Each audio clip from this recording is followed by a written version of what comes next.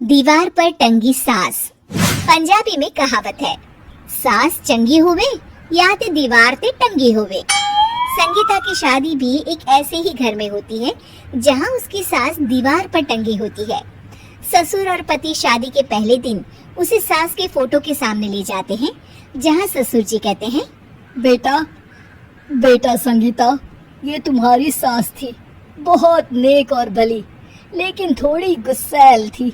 गुस्सा आने पर सब तहस नहस कर देती थी, पर अब ये इस दुनिया में नहीं है।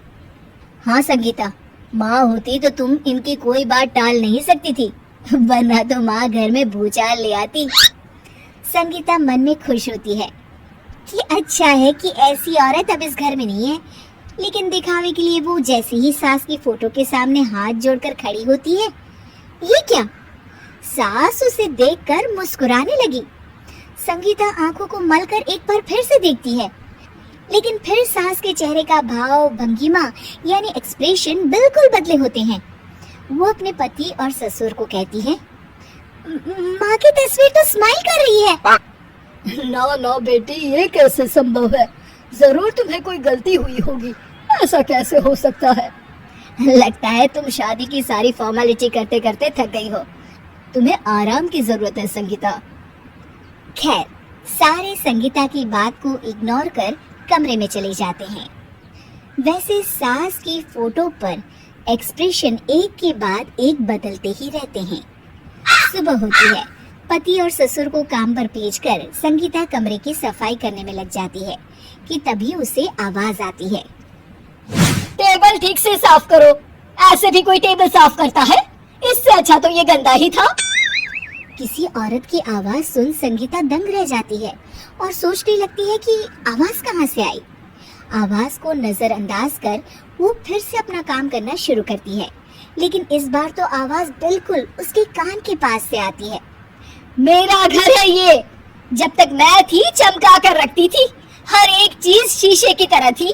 तुम्हें तो ना सफाई आती है ना कुछ पता है। क्यों तुम्हें मेरे घर की जिम्मेदारी दे दी गई है? पता नहीं तुमने मेरे बेटे को क्या दिखाई दिया। मैं होती तो एक से बढ़कर एक लड़कियों की लाइन लगा देती।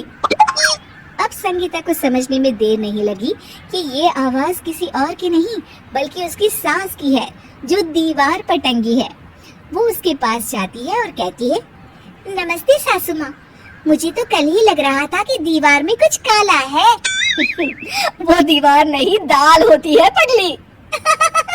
सही पकड़े हैं सासू माँ। तो क्या हो गया आपको जो आप यहाँ भी चैन से नहीं बैठी हैं?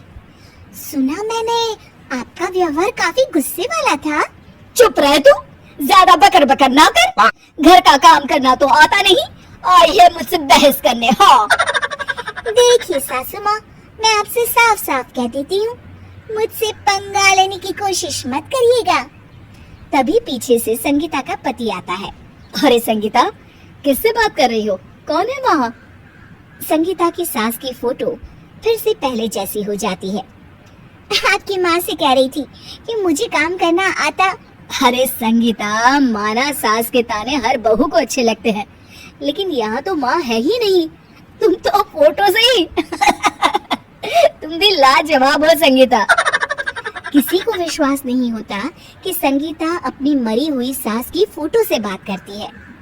वहीं आए दिन संगीता की सास संगीता को किसी न किसी बात पर आते जाते ताने देती। संगीता को भी अब सास के तानों और उनसे बात करने की आदत हो गई। वो कभी खानदान की कहानी तो कभी तीज त्योहार कैसे मनाए या किसी व्यंजन की रेसिपी सास से ही पूछती। सारा दिन घर में अकेली संगीता की सास अब उसके लिए तानों के साथ पक्की साथी की तरह भी रहने लगी थी, जो किसी और को नहीं बल्कि संगीता को ही सुनाई देती। तो देखा आपने, सास बहू का रिश्ता हर रिश्ते से ऊपर होता है, फिर चाहे वो खट्टा हो या मीठा।